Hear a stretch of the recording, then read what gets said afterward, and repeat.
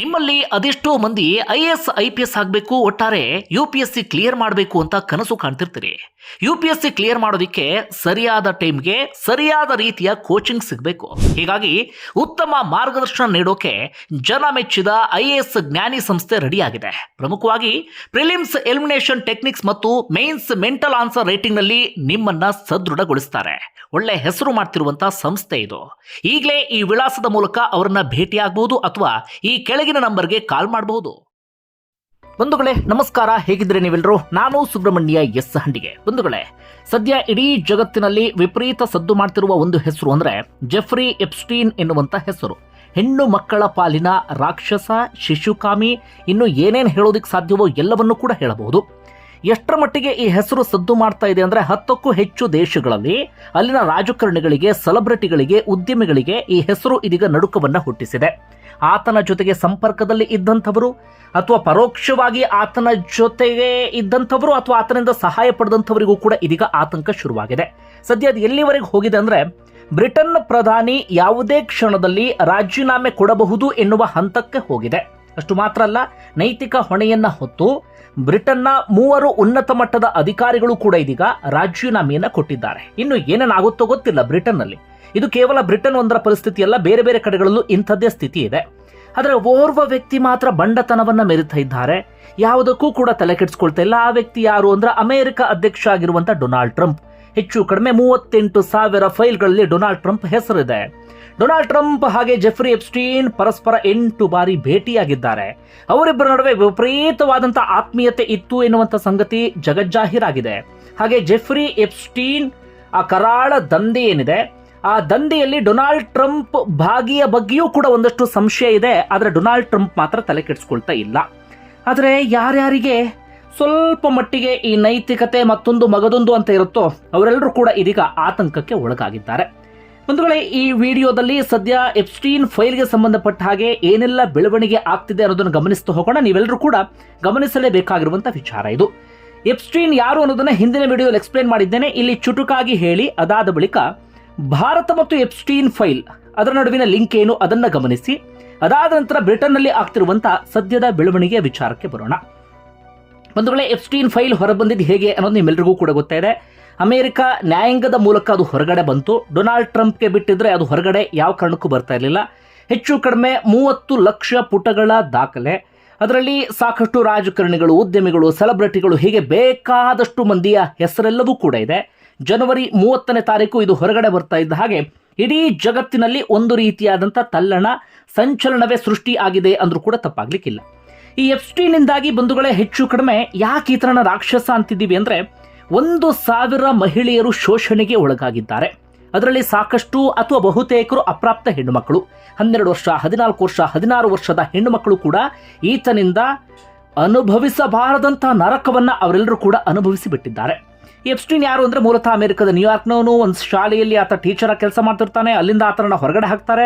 ಕಾರಣ ಶಾಲೆಯಲ್ಲೇ ಆತ ವಿದ್ಯಾರ್ಥಿಗಳಿಗೆ ಕಿರುಕುಳವನ್ನು ಕೊಡೋದನ್ನ ಆರಂಭಿಸಿರ್ತಾನೆ. ಹೀಗಾಗಿ ಹೊರಗಡೆ ಕಿತ್ತು ಆತನ ಒಗೆದು ಬಿಡ್ತಾರೆ. ಅದಾದ ನಂತರ ಆತ ಬೇರೆ ಬೇರೆ ಒಂದಷ್ಟು ಬಿಸ್ನೆಸ್ ಎಲ್ಲವನ್ನು ಕೂಡ ಮಾಡ್ತಿರ್ತಾನೆ. ಶೇರ್ ಮಾರ್ಕೆಟಲ್ಲಿ ಕೆಲಸವನ್ನ ಮಾಡ್ತಾನೆ. ಇದ್ದಕ್ಕಿದ್ದ ಹಾಗೆ ಆತ ದೊಡ್ಡ ದೊಡ್ಡ ಉದ್ಯಮಿಗಳಿಗೆ ಈ ಫೈನಾನ್ಷಿಯಲ್ ಸಲಹೆಗಾರನಾಗಿ ಕೆಲಸವನ್ನ ಮಾಡೋದಕ್ಕೆ ಶುರು ಮಾಡ್ಕೊಳ್ತಾನೆ. ಅಂದ್ರೆ ಹೊರಗಡೆ ಅದು ಕಾಣಿಸ್ತಾ ಇತ್ತು, ಒಳಗಡೆ ಆತ ಮಾಡ್ತಿದ್ದ ಕೆಲಸವೇ ಬೇರೆ. ನೋಡ್ತಾ ನೋಡ್ತಾ ಇದ್ದ ಹಾಗೆ ಆತ ಕೋಟ್ಯಾಧಿಪತಿ ಆಗಿ ಹೋಗ್ಬಿಡ್ತಾನೆ. ಆತನ ಸಂಪರ್ಕ, ಆತನ ಒಡನಾಟ ಇದ್ದಿದ್ದೆಲ್ಲವೂ ಕೂಡ ದೊಡ್ಡ ದೊಡ್ಡ ಉದ್ಯಮಿಗಳು, ರಾಜಕಾರಣಿಗಳು ಇಂಥವರ ಜೊತೆಗೆ, ಅದರಲ್ಲೂ ವಿಶೇಷವಾಗಿ ಡೊನಾಲ್ಡ್ ಟ್ರಂಪ್ ಅಂತವರಿಗೆ ಆತ ಬಹುವಾಗಿ ಆತ್ಮೀಯನಾಗಿದ್ದ. ಎಲ್ಲರೂ ಅಂದ್ಕೊಂಡಿದ್ರು ದೊಡ್ಡವರಿಗೆ ಈತ ಈ ಫೈನಾನ್ಷಿಯಲ್ ವಿಚಾರಕ್ಕೆ ಸಂಬಂಧಪಟ್ಟ ಹಾಗೆ ಸಲಹೆ ಕೊಡ್ತಾನಲ್ಲ, ಆ ಕಾರಣಕ್ಕಾಗಿ ಅವರ ಆತ್ಮೀಯತೆಯನ್ನು ಸಂಪಾದನೆ ಮಾಡಿರಬಹುದು ಅಂತೇಳಿ. ಆದರೆ ವಿಚಾರ ಬೇರೆ ಆಗಿತ್ತು. ಹೊರಗಡೆ ಬಂದಿದ್ದು ಹೇಗೆ ಅಂದ್ರೆ 2005 ಸಂದರ್ಭದಲ್ಲಿ ಮಹಿಳೆಯೊಬ್ಬರು ದೂರನ್ನು ಕೊಡ್ತಾರೆ. ನನ್ನ 14 ವರ್ಷದ ಹೆಣ್ಣು ಮಗಳನ್ನ ಮಿಸ್ಯೂಸ್ ಮಾಡ್ಕೊಳ್ಳಲಾಗಿದೆ ಅಂತ ಹೇಳಿ. ಆ ಹೆಣ್ಣು ಮಗಳನ್ನ ವಿಚಾರಿಸಿದಂಥ ಸಂದರ್ಭದಲ್ಲಿ ಇನ್ನೊಂದಷ್ಟು ಜನರ ಹೆಸರು ಬರೋದು ಶುರುವಾಗುತ್ತೆ. ಹೆಚ್ಚು ಕಡಿಮೆ 36 ಮಂದಿಯ ಹೆಸರು ಹೊರಗಡೆ ಬರುತ್ತೆ. ಅಂದ್ರೆ 36 ಹೆಣ್ಣು ಮಕ್ಕಳು ನಮಗೂ ಶೋಷಣೆ ಆಗಿದೆ, ನಮ್ಮನ್ನು ಕೂಡ ಆತ ಬೇಕಾದ ರೀತಿಯಲ್ಲಿ ಬಳಸ್ಕೊಂಡಿದ್ದಾನೆ ಎನ್ನುವಂಥ ಸಂಗತಿಯನ್ನು ಹೊರಗಿಡುತ್ತಾರೆ. ಅಂತಿಮವಾಗಿ ಆತನ 2006 ಸಂದರ್ಭದಲ್ಲಿ ಅರೆಸ್ಟ್ ಮಾಡಲಾಗುತ್ತೆ. ಅದಾದ ನಂತರ ಆತ ಅಲ್ಲೂ ಕೂಡ ಲಂಚದ ಆಮಿಷವನ್ನು ಒಡ್ಡಿ ಏನೇನೋ ಪ್ಲಾನ್ ಅನ್ನ ಮಾಡಿ ಕೆಲವು ದಿನಗಳಲ್ಲಿ ಶಿಕ್ಷೆಯನ್ನು ಅನುಭವಿಸಿ, ಕೇವಲ 13 ತಿಂಗಳು ಶಿಕ್ಷೆಯನ್ನು ಅನುಭವಿಸಿ ಜೈಲಿಂದ ಹೊರಗಡೆ ಬರ್ತಾನೆ. ಜೈಲಲ್ಲಿ ಇದ್ದಾಗಲೂ ಕೂಡ ಐಷಾರಾಮಿ ಬದುಕನ್ನು ಅನುಭವಿಸಿದಂಥವನು ಆತ. ಅದಾದ ನಂತರ ಓರ್ವ ಪತ್ರಕರ್ತ ಈತನ ಬೆನ್ನ ಹಿಂದೆ ಬಿದ್ದು ಬಿಡ್ತಾರೆ. ಈತನಿಗೆ ಸಂಬಂಧಪಟ್ಟ ಹಾಗೆ ಎಲ್ಲವನ್ನು ಕೂಡ ಹೊರಗೆಡುವಂಥ ಕೆಲಸವನ್ನ ಮಾಡ್ತಾರೆ. ಆಗ ಅದು ಇಡೀ ಜಗತ್ತಿನಲ್ಲಿ ಒಂದು ರೀತಿಯಲ್ಲಿ ಸಂಚಲನವನ್ನು ಮೂಡಿಸ್ಬಿಡುತ್ತೆ. ವಿಚಾರ ಏನು ಅಂದರೆ, ಈತ ಹೇಗೆ ಕೋಟ್ಯಾಧಿಪತಿಯಾಗಿದ್ದ, ಹೇಗೆ ದೊಡ್ಡವರ ಸಂಪರ್ಕವನ್ನು ಸಾಧಿಸಿದ್ದ ಎನ್ನುವಂಥ ಸಂಗತಿ ಆನಂತರ ಗೊತ್ತಾಗುತ್ತೆ. ಮೊದಲಿಗೆ ಈತ ಸ್ವತಃ ಶಿಶುಕಾಮಿ ಆಗಿರ್ತಾನೆ. ಅಂದರೆ ಹೆಣ್ಣು ಮಕ್ಕಳನ್ನು ತನಗೆ ಬೇಕಾದ ರೀತಿಯಲ್ಲಿ ಬಳಸಿಕೊಳ್ಳುವಂಥ ರಾಕ್ಷಸ ಈತನಾಗಿರ್ತಾನೆ. ಅಂದರೆ ಅದನ್ನು ಹೇಳೋದಕ್ಕೆ ಸಾಧ್ಯ ಇಲ್ಲ, ಅಷ್ಟರ ಮಟ್ಟಿಗೆ ಆತ ಹಿಂಸೆಯನ್ನು ಕೊಡ್ತಿರ್ತಾನೆ. ಅದಾದ ನಂತರ ಆತ ಏನು ಮಾಡ್ತಿರ್ತಾನೆ ಅಂದರೆ, ಈ ದೊಡ್ಡ ದೊಡ್ಡವರಿಗೆ ಹೆಣ್ಣು ಮಕ್ಕಳನ್ನು ಸಪ್ಲೈ ಮಾಡುವಂಥ ಕೆಲಸ, ಮಾನವ ಕಳ್ಳ ಸಾಗಾಣಿಕೆ ಕೆಲಸ, ಇದೆಲ್ಲವನ್ನು ಕೂಡ ಮಾಡ್ತಾನೆ. ಅದರಲ್ಲಿ ಚೆನ್ನಾಗಿ ಹಣ ಸಂಪಾದನೆ ಆಗ್ತಾ ಇದ್ದ ಹಾಗೆ ಕೆರಿಬಿಯನ್ ಸಮುದ್ರದಲ್ಲಿ ಒಂದು ದ್ವೀಪವನ್ನೇ ಈತ ಪರ್ಚೇಸ್ ಮಾಡ್ತಾನೆ. ಅಲ್ಲೊಂದು ದೊಡ್ಡ ಸಾಮ್ರಾಜ್ಯವನ್ನು ಸೃಷ್ಟಿ ಮಾಡಿರ್ತಾನೆ. ಆ ಸಾಮ್ರಾಜ್ಯ ಹೇಗಿರುತ್ತೆ ಅಂದರೆ, ಸುತ್ತಲೂ ಸಮುದ್ರ, ಯಾರು ಅಲ್ಲಿಂದ ತಪ್ಪಿಸ್ಕೊಂಡು ಹೋಗೋದಕ್ಕೆ ಸಾಧ್ಯ ಇರಲಿಲ್ಲ. ಅಲ್ಲಿಗೆ ಏನು ಮಾಡ್ತಿರ್ತಾನೆ ಅಂದರೆ, ಈತ ಹೆಣ್ಣು ಮಕ್ಕಳನ್ನ ಟ್ರ್ಯಾಪ್ ಮಾಡಿ ಅವರನ್ನ ವಿಮಾನದ ಮೂಲಕ ಕರ್ಕೊಂಡು ಹೋಗಿ ಆ ದ್ವೀಪದಲ್ಲಿ ಕೂಡ ಹಾಕ್ತಾ ಇದ್ದ. ಆ ದ್ವೀಪದಲ್ಲಿ ಹೆಣ್ಣು ಮಕ್ಕಳಿಗೆ ಈತ ನರಕವನ್ನು ತೋರಿಸ್ತಾ ಇದ್ದ. ಆ ದ್ವೀಪಕ್ಕೆ ಈ ಬೇರೆ ಬೇರೆ ದೇಶದ ದೊಡ್ಡ ದೊಡ್ಡವರು ಇರ್ತಿದ್ರಲ್ಲ, ಅವರನ್ನ ಕರ್ಕೊಂಡು ಹೋಗಿ ಅವರಿಗಲ್ಲಿ ಮಜಾ ಮಾಡಿಸಿ, ಅಥವಾ ಅವರು ಪಾರ್ಟಿ ಮೋಜು ಮಸ್ತಿ ಎಲ್ಲವನ್ನ ಮಾಡೋದಕ್ಕೆ ಈತ ಅರೇಂಜ್ ಮಾಡ್ತಾ ಇದ್ದ. ಅವರಿಂದ ಕೋಟ್ಯಾಂತರ ರೂಪಾಯಿ ಹಣವನ್ನು ಈತ ಪಡೆದುಕೊಳ್ತಾ ಇದ್ದ. ಅಷ್ಟು ಮಾತ್ರ ಅಲ್ಲ, ಅಲ್ಲೂ ಕೂಡ ರಹಸ್ಯ ಕ್ಯಾಮ್ರಾವನ್ನು ಇಟ್ಟು ಈ ದೊಡ್ಡವರಿಗೆ ಬ್ಲ್ಯಾಕ್ ಮೇಲ್ ಮಾಡ್ತಿದ್ದ ಎನ್ನುವಂಥ ಸಂಗತಿಯು ಕೂಡ ಇದೀಗ ಹಂತ ಹಂತವಾಗಿ ಹೊರಗಡೆ ಬರ್ತಾ ಇದೆ. ಎಷ್ಟೋ ಹೆಣ್ಮಕ್ಳು ಆ ದ್ವೀಪದಿಂದ ತಪ್ಪಿಸ್ಕೊಳ್ಳೋಕ್ಕೆ ಪ್ರಯತ್ನವನ್ನು ಪಟ್ಟಿದ್ರು, ಆದರೆ ಅವರನ್ನು ಮತ್ತೆ ಎಳ್ಕೊಂಡು ಬರಲಾಯಿತು, ಆ ನರಕಕ್ಕೆ ತಳ್ಳಲಾಯಿತು. ಇಂಥದ್ದೆಲ್ಲವೂ ಕೂಡ ಆಗಿದೆ. ಅದನ್ನು ಹೇಳೋದಕ್ಕೆ ಬಹಳ ಕಷ್ಟ ಆಗುತ್ತೆ ಬಿಡಿ, ಒಂದೊಂದು ಹೇಳ್ತಾ ಹೋಗ್ಬಿಟ್ರೆ ಅಂತಹ ರಾಕ್ಷಸಿ ಕೃತ್ಯ. ಓಕೆ, ಇಷ್ಟೆಲ್ಲ ಆಯ್ತಾ? ಅದಾದ ನಂತರ ಯಾವಾಗ ಇವೆಲ್ಲವೂ ಕೂಡ ಹೊರಗಡೆ ಬರುತ್ತೆ, ಅಮೆರಿಕದಲ್ಲಿ ದೊಡ್ಡ ಪ್ರತಿಭಟನೆ ಎಲ್ಲವೂ ಕೂಡ ಆರಂಭ ಆಗುತ್ತೆ. 2019ರಲ್ಲಿ ಆತನ ಅರೆಸ್ಟ್ ಮಾಡ್ತಾರೆ. ಆತ ಜೈಲಿಗೆ ಹೋಗಿ ಸ್ವಲ್ಪ ದಿನಕ್ಕೆ ಸತ್ತು ಹೋಗ್ಬಿಡ್ತಾನೆ. ಒಂದು ವರದಿಯ ಪ್ರಕಾರ ಆತನೇ ಪ್ರಾಣ ಕಳ್ಕೊಂಡ ಆತ, ಇನ್ನೊಂದು ವರದಿಯ ಪ್ರಕಾರ ಆತನನ್ನ ಸಾಯಿಸಲಾಯಿತು ಅಂತ ಹೇಳಿ, ದೊಡ್ಡವರ ಹೆಸರು ಹೊರಗಡೆ ಬರುತ್ತೆ ಎನ್ನುವ ಕಾರಣಕ್ಕಾಗಿ ಸಾಯಿಸಲಾಯಿತು ಎನ್ನುವಂಥ ಸಂಗತಿ ಕೂಡ ಇದೆ. ಇದು ಎಪ್ಸ್ಟೀನ್ ವಿಚಾರ. ಈಗ ಭಾರತ ಲಿಂಕ್ ವಿಚಾರಕ್ಕೆ ಬರೋಣ.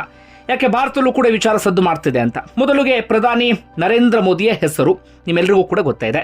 ಪ್ರಧಾನಿ ನರೇಂದ್ರ ಮೋದಿಯ ಹೆಸರು ಇಲ್ಲಿ ನೇರವಾಗಿ ಎಲ್ಲೂ ಕೂಡ ಉಲ್ಲೇಖ ಆಗಿಲ್ಲ. ಅಂದರೆ ಎಪ್ಸ್ಟೀನ್ ಜೊತೆಗೆ ಸಂಪರ್ಕ ಇತ್ತು ಅನ್ನೋದಕ್ಕೆ ಸಂಬಂಧಪಟ್ಟ ಹಾಗೆ.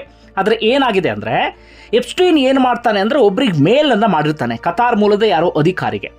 ಆ ಇಮೇಲ್ನಲ್ಲಿ ಆತ ಮೋದಿಯ ಹೆಸರನ್ನ ಉಲ್ಲೇಖವನ್ನ ಮಾಡಿರ್ತಾನೆ. ಏನಂತ, 2017ರಲ್ಲಿ ಪ್ರಧಾನಿ ನರೇಂದ್ರ ಮೋದಿ ಇಸ್ರೇಲ್ಗೆ ಭೇಟಿ ಕೊಟ್ಟಿದ್ರು. ಆ ಸಂದರ್ಭದಲ್ಲಿ ಪ್ರಧಾನಿ ನರೇಂದ್ರ ಮೋದಿ ನನ್ನಿಂದ ಸಲಹೆ ಪಡೆದುಕೊಳ್ತಾರೆ, ಟ್ರಂಪ್ ಖುಷಿಪಡಿಸೋದು ಹೇಗೆ ಅಂತೇಳಿ. ಆಗ ನರೇಂದ್ರ ಮೋದಿಗೆ ನಾನು ಸಲಹೆಯನ್ನು ಕೊಟ್ಟಿದ್ದೆ, ನೀವು ಟ್ರಂಪ್ ಮುಂದೆ ಡ್ಯಾನ್ಸ್ ಮಾಡಿ ಹಾಡನ್ನು ಹೇಳಿ ಎನ್ನುವ ರೀತಿಯಲ್ಲಿ. ಹೀಗಾಗಿ ನನ್ನ ಸಲಹೆಯ ರೀತಿಯಲ್ಲಿ ನರೇಂದ್ರ ಮೋದಿ ಡೊನಾಲ್ಡ್ ಟ್ರಂಪ್ ಎದುರುಗಡೆ ಹಾಡಿದ್ರು, ಕುಣಿದಿದ್ರು. ಇದು ವರ್ಕೌಟ್ ಆಯಿತು, ಅಥವಾ ಡೊನಾಲ್ಡ್ ಟ್ರಂಪ್ಗೆ ಖುಷಿಪಡಿಸುವಲ್ಲಿ ಯಶಸ್ವಿ ಆಯಿತು ಎನ್ನುವ ರೀತಿಯಲ್ಲಿ ಆತ ಉಲ್ಲೇಖವನ್ನು ಮಾಡಿದ್ದಾನೆ. ಇದಕ್ಕೆ ಸಂಬಂಧಪಟ್ಟ ಹಾಗೆ ಭಾರತದ ವಿದೇಶಾಂಗ ಇಲಾಖೆ ಉತ್ತರ ಕೊಡುತ್ತೆ, ಹೌದು, ಮೋದಿ 2017ರಲ್ಲಿ ಇಸ್ರೇಲ್ಗೆ ಭೇಟಿ ಕೊಟ್ಟಿದ್ದು ಹೌದು, ಅದೊಂದು ಐತಿಹಾಸಿಕ ಭೇಟಿಯಾಗಿತ್ತು. ಆದರೆ ಎಪ್ಸ್ಟೀನ್ ಹೇಳ್ತಿರೋದೆಲ್ಲವೂ ಕೂಡ ಸುಳ್ಳು ಎನ್ನುವಂಥ ರೀತಿಯಲ್ಲಿ. ಆದರೆ ಇಲ್ಲಿರುವಂಥ ಪ್ರಶ್ನೆ, ಅಥವಾ ಈಗ ವಿಪಕ್ಷದವರು ಕೂಡ ಕೇಳ್ತಿರೋದೇನಪ್ಪ ಅಂದರೆ, ಎಪ್ಸ್ಟೀನ್ ಎಂತಹ ರಾಕ್ಷಸ ಅನ್ನೋದು ಗೊತ್ತಿದ್ದು ಕೂಡ ಆತನಿಂದ ಸಲಹೆಯನ್ನು ಪಡೆದಿದ್ದು ಎಷ್ಟರ ಮಟ್ಟಿಗೆ ಸರಿ ಎನ್ನುವಂಥ ರೀತಿಯಲ್ಲಿ. ಇಷ್ಟೇ. ಇನ್ನು ಮೋದಿ ಆ ದ್ವೀಪಕ್ಕೆ ಹೋಗಿದ್ರು, ಆತನ ಕೃತ್ಯದಲ್ಲಿ ಭಾಗಿಯಾಗಿದ್ರು, ಆ ರೀತಿಯಾಗಿ ಎಲ್ಲೂ ಕೂಡ ಇಲ್ಲ. ಇಲ್ಲಿರೋದು ಈ ವಿಚಾರ. ಇದು ಕೂಡ ಹಾಗೇನಾದರೂ ಆಗಿದ್ದು ಹೌದು ಅಂತಾದರೆ ತೀರ ಗಂಭೀರ ಸಂಗತಿ ಆಗುತ್ತೆ. ಯಾಕಂದರೆ ಎಪ್ಸ್ಟೀನ್ ಅಷ್ಟೊತ್ತಿಗಾಗಲೇ ಕುಖ್ಯಾತಿಯನ್ನು ಪಡೆದಿದ್ದ ವ್ಯಕ್ತಿ, ಅದೆಷ್ಟೋ ಹೆಣ್ಣು ಮಕ್ಕಳ ಬದುಕನ್ನು ಹಾಳು ಮಾಡಿದಂಥ ವ್ಯಕ್ತಿ. ಆತನಿಂದ ಸಲಹೆ ಪಡೆಯೋದು ಅಂದರೆ ಅದು ಸಾಮಾನ್ಯ ವಿಚಾರ ಅಲ್ಲ. ಓಕೆ, ಬೇಗ ಮತ್ತೊಂದು ವಿಚಾರಕ್ಕೆ ಹೋಗೋಣ. ಇನ್ನೊಂದು ಹೆಸರು ಕೇಳಿ ಬರ್ತಾ ಇರೋದು ಅನಿಲ್ ಅಂಬಾನಿ. ಅನಿಲ್ ಅಂಬಾನಿ ಈಗ 40,000 ಕೋಟಿ ಹಗರಣ, ದೇಶ ಬಿಟ್ಟು ಹೋಗಂಗಿಲ್ಲ, ಇಂಥ ಪರಿಸ್ಥಿತಿಯಲ್ಲಿದ್ದಾರೆ. ಆದರೆ ಆಗ ಸ್ವಲ್ಪ ಪೀಕ್ನಲ್ಲಿ ಇದ್ದಂಥ ಸಂದರ್ಭ. ಮುಖೇಶ್ ಅಂಬಾನಿಯ ಸಹೋದರ, ಅಂಬಾನಿ ಅಂದ ತಕ್ಷಣ ಮುಖೇಶ್ ಅಂಬಾನಿ ನೆನಪಾಗುತ್ತೆ. ಮುಖೇಶ್ ಅಂಬಾನಿ ಅಲ್ಲ, ಮುಖೇಶ್ ಅಂಬಾನಿ ಸಹೋದರ ಅನಿಲ್ ಅಂಬಾನಿ. ಅನಿಲ್ ಅಂಬಾನಿ ವಿಚಾರ ಏನಿದೆ ಅಂದರೆ, ಅನಿಲ್ ಅಂಬಾನಿ ಹಾಗೆ ಎಪ್ಸ್ಟೀನ್ ನೇರವಾಗಿ ಭೇಟಿ ಆಗಿಬಿಟ್ಟಿದ್ರು ಎನ್ನುವಂಥ ಸಂಗತಿ. ಹಾಗೆ ಎಪ್ಸ್ಟೀನ್ ಇನ್ನೊಂದು ಕಡೆ ಯಾರಿಗೋ ಮೇಲನ್ನು ಕಳಿಸುವ ಸಂದರ್ಭದಲ್ಲಿ ಹೇಗೆ ಉಲ್ಲೇಖವನ್ನು ಮಾಡಿದ್ದಾನೆ ಅಂದರೆ, ಮೋದಿಯ ಪ್ರತಿನಿಧಿಯನ್ನು ನಾನು ಭೇಟಿಯಾದೆ ಎನ್ನುವಂಥ ರೀತಿಯಲ್ಲಿ. ಜೊತೆಗೆ ಇಲ್ಲಿ ಎಲೆಕ್ಷನ್ ನಡೆದು ಚುನಾವಣೆ ರಿಸಲ್ಟ್ ಬರುತ್ತಲ್ಲ, ರಿಸಲ್ಟ್ ಬಂದ ದಿನ ಈ ಅನಿಲ್ ಅಂಬಾನಿ ಎಪ್ಸ್ಟೀನ್ ಜೊತೆಗೆ ಇದ್ರು ಎನ್ನುವಂಥ ಸಂಗತಿಯು ಕೂಡ ಅಲ್ಲಿ ಉಲ್ಲೇಖ ಆಗಿದೆ. ಅಂದರೆ ನರೇಂದ್ರ ಮೋದಿ ಅಂಬಾನಿಯನ್ನ ತನ್ನ ಪ್ರತಿನಿಧಿಯಾಗಿ ಎಪ್ಸ್ಟೀನ್ ಬಳಿ ಕಳಿಸಿದ್ರು ಎನ್ನುವ ರೀತಿಯಲ್ಲಿ ಅಲ್ಲಿ ಉಲ್ಲೇಖ ಆಗಿದೆ. ಇದು ಒಂದು ಕಡೆಯಿಂದ ಅನಿಲ್ ಅಂಬಾನಿಗೆ ಇರುವಂತಹ ವಿಚಾರ. ಜೊತೆಗೆ ಅನಿಲ್ ಅಂಬಾನಿ ಸಾಕಷ್ಟು ಬಾರಿ ಎಪ್ಸ್ಟೀನ್ ಜೊತೆಗೆ ಇಮೇಲ್ ಸಂದೇಶವನ್ನು ಪರಸ್ಪರ ರವಾನೆ ಮಾಡಿಕೊಂಡಿದ್ದಾರೆ. ಆ ಸಂದರ್ಭದಲ್ಲಿ ಎಪ್ಸ್ಟೀನ್ ಸಹಾಯವನ್ನು ಕೇಳಿದ್ದಾರೆ ಟ್ರಂಪ್ ಅಳಿಯನನ್ನು ಭೇಟಿಯಾಗೋದಿಕ್ಕೆ, ಹಾಗೆ ಉನ್ನತ ಅಧಿಕಾರಿಗಳನ್ನು ಭೇಟಿಯಾಗೋದಿಕ್ಕೆ ಎನ್ನುವಂಥ ವಿಚಾರವೂ ಕೂಡ ಇದೆ. ಅಷ್ಟು ಮಾತ್ರ ಅಲ್ಲ, ಅಂಬಾನಿ ವಿಚಾರಕ್ಕೆ ಬಹಳ ಚರ್ಚೆ ಆಗ್ತಿರೋದೇನಪ್ಪ ಅಂದರೆ, ಒಂದು ಕಡೆ ಸ್ಪಷ್ಟವಾಗಿ ಉಲ್ಲೇಖ ಆಗಿದೆ, ಅಂಬಾನಿ ಸ್ವತಃ ಅವರೇ ಮೇಲನ್ನು ಕಳಿಸಿರ್ತಾರೆ. ಏನಂತ, ನನಗೆ ಸ್ವೀಡಿಷ್ ಮಹಿಳೆಯೊಬ್ಬರನ್ನ ನೀನು ಅರೇಂಜ್ ಮಾಡಬೇಕು ಎನ್ನುವ ರೀತಿಯಲ್ಲಿ. ಅದಕ್ಕೆ ಎಪ್ಸ್ಟೀನ್ ಓಕೆ ನಾನು ಅರೇಂಜ್ ಮಾಡ್ತೀನಿ ಎನ್ನುವಂಥ ಉತ್ತರವನ್ನು ಕೊಟ್ಟಿರ್ತಾನೆ. ಇದೊಂದು ಸಂಗತಿ ಇದೆ ಅನಿಲ್ ಅಂಬಾನಿ ಸಂಬಂಧಪಟ್ಟ ಹಾಗೆ. ಇನ್ನೊಂದು ಹೆಸರು ಕೇಳಿ ಬರ್ತಾ ಇರೋದು ಹಾಲಿ ಪೆಟ್ರೋಲಿಯಂ ಸಚಿವರಾಗಿರುವಂಥ ಹರ್ದೀಪ್ ಸಿಂಗ್ ಪುರಿಗೆ ಸಂಬಂಧಪಟ್ಟ ಹಾಗೆ. ಹರ್ದೀಪ್ ಸಿಂಗ್ ಪುರಿ ಯಾರು ಅಂದರೆ IFS ಅಧಿಕಾರಿ. ಈ ಹಿಂದೆ ಅವರು ಮಿನಿಸ್ಟರ್ ಆಗಿರಲಿಲ್ಲ ಎಫ್ಸ್ಟೀನ್ ಭೇಟಿಯ ಸಂದರ್ಭದಲ್ಲಿ. ಎಫ್ಸ್ಟೀನನ್ನು ಒಟ್ಟು 3 ಬಾರಿ ಅವರು ಭೇಟಿಯಾಗಿರ್ತಾರೆ. ಯಾವಾಗ ಅಂದರೆ 2015, 16, 17 ಸಂದರ್ಭದಲ್ಲಿ. ಆಗ ಅವರು BJP ಲೀಡರ್ ಆಗಿರ್ತಾರೆ. ಅಷ್ಟೊತ್ತಿಗಾಗಲೂ ಅವರು BJPಗೆ ಸೇರಿರ್ತಾರೆ. BJPಯ ಪ್ರಮುಖ ಲೀಡರ್, ಹಾಗೆ IPI ಮುಖ್ಯಸ್ಥರಾಗಿರ್ತಾರೆ. ವಿಶ್ವಸಂಸ್ಥೆ ರಾಯಭಾರಿಯಾಗಿ ಕೂಡ ಕೆಲಸವನ್ನು ಮಾಡ್ತಿರ್ತಾರೆ. ಆಗ ಈ ಎಫ್ಸ್ಟೀನನ್ನು ಅವರು ಭೇಟಿಯಾಗಿದ್ದಕ್ಕೆ ಸಂಬಂಧಪಟ್ಟ ಹಾಗೆ ಉಲ್ಲೇಖ ಇದೆ. ಅಂದರೆ ಅಲ್ಲಿ ಉಲ್ಲೇಖ ಪ್ರಮುಖವಾಗಿರೋದಂದರೆ ಈ IPIಗೆ ಫಂಡ್ ಕಲೆಕ್ಟ್ ಮಾಡುವ ವಿಚಾರವಾಗಿ ಭೇಟಿಯಾಗಿದ್ದರು ಎನ್ನುವ ಸಂಗತಿಗೆ ಸಂಬಂಧಪಟ್ಟ ಹಾಗೆ. ಆದರೆ ಈಗ ಕಾಂಟ್ರವರ್ಸಿ ಆಗಿರೋದೇನಪ್ಪ ಅಂದರೆ, ಒಂದು ಇಮೇಲ್ನಲ್ಲಿ ಈ ಕರಾಳ ದ್ವೀಪ ಅಂತ ಏನು ಕರಿತೀವಿ ಎಫ್ಸ್ಟೀನ್ದು, ಆ ದ್ವೀಪವನ್ನು ಅವರು ಹೊಗಳಿರ್ತಾರೆ. ಅದು ಈಗ ಬಹಳ ಚರ್ಚೆ ಆಗ್ತಿರುವಂಥ ವಿಚಾರ. ಇದಕ್ಕೆ ಸಂಬಂಧಪಟ್ಟ ಹಾಗೆ ಹರ್ದೀಪ್ ಸಿಂಗ್ ಪುರಿ ಈಗಾಗಲೇ ಉತ್ತರ ಕೊಟ್ಟಿದ್ದಾರೆ. ಅವ್ರು ಹೇಳ್ತಾ ಇರೋದು ಬೇರೆ ಉದ್ದೇಶ ಏನೂ ಇರಲಿಲ್ಲ, ಕೇವಲ ಪ್ರೊಫೆಷನಲ್ ಉದ್ದೇಶಕ್ಕೆ ಭೇಟಿ ಆಗಿದ್ದೆ ಎನ್ನುವ ರೀತಿಯಲ್ಲಿ. ಹಾಗೆ ಭಾರತದಲ್ಲಿ ಇನ್ವೆಸ್ಟ್ ಮಾಡೋದಕ್ಕೆ ಅಪ್ರೋಚ್ ಮಾಡಿರುವಂಥ ವಿಚಾರವೂ ಕೂಡ ಅಲ್ಲಿ ಪ್ರಸ್ತಾಪ ಆಗಿದೆ. ಹೀಗಾಗಿ ನಾನು ಬೇರೆ ಯಾವುದೋ ವಿಚಾರಕ್ಕೆ ಭೇಟಿಯಾಗಿದ್ದೆ ಹೊರತಾಗಿ ಬೇರೆ ಏನೂ ಕೂಡ ನನಗೆ ಗೊತ್ತಿರಲಿಲ್ಲ ಅಂಥೇಳಿ, ಎಫ್ಸ್ಟೀನ್ ಬಗ್ಗೆ ನನಗೆ ಗೊತ್ತಿರಲಿಲ್ಲ ಅಂತ ಹರ್ದೀಪ್ ಸಿಂಗ್ ಪುರಿ ಈಗ ಹೇಳ್ತಾ ಇದ್ದಾರೆ. ಆದರೆ ಇಲ್ಲಿರುವಂಥ ಪ್ರಶ್ನೆ ಅದೇ, ಎಫ್ಸ್ಟೀನ್ ಇವರು ಭೇಟಿಯಾಗಿದ್ರೋ ಇಲ್ವೋ, ಮತ್ತೊಂದು ಮಗದೊಂದು, ಅದೆಲ್ಲವೂ ಕೂಡ ಆನಂತರದ ವಿಚಾರ. ಆದರೆ ಈಗ ಇವರೆಲ್ಲರ ವಿರುದ್ಧ ಇರೋ ಆರೋಪಗಳೇನು ಅಂದರೆ, ಎಫ್ಸ್ಟೀನನ್ನು ಬೇರೆ ಬೇರೆ ಕಾರಣಗಳಿಗೆ ಭೇಟಿಯಾಗಿದ್ದಾರೆ ಅಂತ. ಅಂದರೆ ಹೆಣ್ಮಕ್ಳ ವಿಚಾರಕ್ಕಂತಲ್ಲ, ಅಂದರೆ ಬೇರೆ ಬೇರೆ ವಿಚಾರಕ್ಕೆ, ಪ್ರೊಫೆಷನಲ್ ವಿಚಾರಕ್ಕೆ ಅಂಥೇಳಿ. ಆದರೆ ಎಫ್ಸ್ಟೀನ್ ಅಂತ ರಾಕ್ಷಸ ಅಂತ ಎಲ್ರಿಗೂ ಗೊತ್ತಿತ್ತು. 2006 ಆತ ಜೈಲಿಗೆ ಹೋದಂಥವನು, ಅದು ಕೂಡ 36 ಹೆಣ್ಣುಮಕ್ಕಳನ್ನು ಬಳಸ್ಕೊಂಡಿದ್ದ ಎನ್ನುವಂಥ ಆರೋಪಕ್ಕೆ ಸಂಬಂಧಪಟ್ಟ ಹಾಗೆ. ಅದಾದ ನಂತರ ಮಾಧ್ಯಮಗಳಲ್ಲಿ ಈತನಿಗೆ ಸಂಬಂಧಪಟ್ಟ ಹಾಗೆ ನಿರಂತರವಾಗಿ ಸುದ್ದಿ ಪ್ರಸಾರ ಆಗ್ತಾನೆ ಇತ್ತು. ಈತ ದೊಡ್ಡ ರಾಕ್ಷಸ ಅನ್ನೋದು ಎಲ್ರಿಗೂ ಕೂಡ ಗೊತ್ತಿತ್ತು. ಆದರೆ ಕೇವಲ ದೊಡ್ಡವರ ಜೊತೆಗೆ ಸಂಪರ್ಕದಲ್ಲಿ ಇದ್ದಾನೆ ಎನ್ನುವ ಕಾರಣಕ್ಕಾಗಿ ಆತನನ್ನು ಭೇಟಿಯಾಗಿದ್ದು ಎಷ್ಟರ ಮಟ್ಟಿಗೆ ಸರಿ ಎನ್ನುವಂಥ ಪ್ರಶ್ನೆ ಸಹಜವಾಗಿ ಉದ್ಭವ ಆಗುತ್ತೆ. ಓಕೆ, ಈಗ ಬ್ರಿಟನ್ ವಿಚಾರಕ್ಕೆ ಕೊನೆಯ ಹಂತಕ್ಕೆ ಈಗ ಬರೋಣ.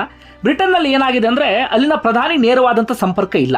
ಆದರೆ ಆಗಿದ್ದೇನಪ್ಪ ಅಂದರೆ, ಬ್ರಿಟನ್ನಲ್ಲಿ ಪೀಟರ್ ಮ್ಯಾಂಡೆಲ್ಸನ್ ಎನ್ನುವಂಥ ಓರ್ವ ವ್ಯಕ್ತಿ ಇದ್ರು.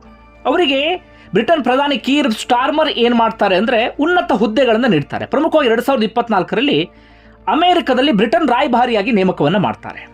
ಆದರೆ 2025 ಎಂಡ್ ಸುಮಾರಿಗೆ ಬರುವಾಗ ಈ ಪೀಟರ್ ಮ್ಯಾಂಡೆಲ್ಸನ್ಗೆ ಎಫ್ಸ್ಟೀನ್ ಜೊತೆಗೆ ಸಂಪರ್ಕ ಇದೆ ಎನ್ನುವಂಥ ಕಾರಣಕ್ಕಾಗಿ ಅವರನ್ನ ಹುದ್ದೆಯಿಂದ ವಜಾಗೊಳಿಸಲಾಗುತ್ತೆ. ಕೀರ್ ಸ್ಟಾರ್ಮರ್ ರಾಜೀನಾಮೆ ಕೊಟ್ಟಿದ್ದು ಕೂಡ ಆಗುತ್ತೆ. ಆದರೆ ಈಗೇನಾಗಿದೆ ಅಂದರೆ, ಯಾವಾಗ ಎಫ್ಸ್ಟೀನ್ ಫೈಲ್ ಬಿಡುಗಡೆ ಆಯಿತು, ಲಕ್ಷಾಂತರ ಪುಟಗಳು ಹೊರಗಡೆ ಬರೋದಕ್ಕೆ ಶುರುವಾಯಿತು. ಅದರಲ್ಲಿ ಎಲ್ಲ ಕಡೆಗಳಲ್ಲೂ ಕೂಡ ಈ ಪೀಟರ್ ಮ್ಯಾಂಡೆಲ್ಸನ್ ಹೆಸರಿದೆ. ಎಲ್ಲ ಕಡೆಗಳಲ್ಲೂ ಕೂಡ ಕಂಡಲ್ಲಿ ಪೀಟರ್ ಮ್ಯಾಂಡೆಲ್ಸನ್ ಹೆಸರಿದೆ. ಈಗ ಬ್ರಿಟನ್ನ ಜನರ ಒತ್ತಾಯ, ಸ್ವತಃ ಪ್ರಧಾನಿ ಪಕ್ಷ ಯಾವುದಿದೆ ಲೇಬರ್ ಪಕ್ಷ, ಆ ಪಕ್ಷದವರ ಒತ್ತಾಯ ಏನಪ್ಪಾ ಅಂದ್ರೆ, ಪ್ರಧಾನಿ ರಾಜೀನಾಮೆ ಕೊಡಬೇಕು ಅಂತ, ನೈತಿಕ ಹೊಣೆಯನ್ನು ಹೊತ್ತು. ಯಾವ ಕಾರಣಕ್ಕಾಗಿ? ಈ ಪೀಟರ್ ಮ್ಯಾಂಡೆಲ್ಸನ್ ಎಫ್ಸ್ಟೀನ್ ಜೊತೆಗೆ ಇಷ್ಟು ಆತ್ಮೀಯನಾಗಿದ್ದ.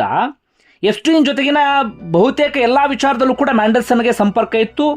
ಹಾಗೆ ಬ್ರಿಟನ್ನ ಒಂದಷ್ಟು ಸೂಕ್ಷ್ಮ ವಿಚಾರಗಳನ್ನು ಕೂಡ ಎಫ್ಸ್ಟೀನ್ ಜೊತೆಗೆ ಹಂಚಿಕೊಂಡಿದ್ದ ಈ ಮ್ಯಾಂಡೆಲ್ಸನ್. ಅದಕ್ಕೋಸ್ಕರ ಆತ ಪ್ರತಿಯಾಗಿ ಹಣವನ್ನು ಕೂಡ ಪಡೆದಿದ್ದ. ಇಂತಹ ಕೆಟ್ಟ ಹಿನ್ನೆಲೆ ಇದ್ದಂಥ ವ್ಯಕ್ತಿಯನ್ನ ಅಮೆರಿಕ ರಾಯಭಾರಿಯಾಗಿ ಯಾಕೆ ನೇಮಕ ಮಾಡಿದ್ರಿ ಅಂತಾದರೆ, ಇದರ ಹಿಂದೆ ಬೇರೆ ಸ್ವಾಹಿತಾಸಕ್ತಿ ಇದ್ದಂಗಿದೆ, ನಿಮ್ದೇನೋ ಬೇರೆ ಇದ್ದಿದ್ದು ಲಾಭವನ್ನು ಪಡೆಯುವಂಥ ಉದ್ದೇಶ ಇದ್ದಂಗಿದೆ. ಹೀಗಾಗಿ ಈ ಕಾರಣಕ್ಕಾಗಿ ನೀವು ರಾಜೀನಾಮೆ ಕೊಡಬೇಕು ಅಂತ ಒತ್ತಾಯಿಸ್ತಾ ಇದ್ದಾರೆ.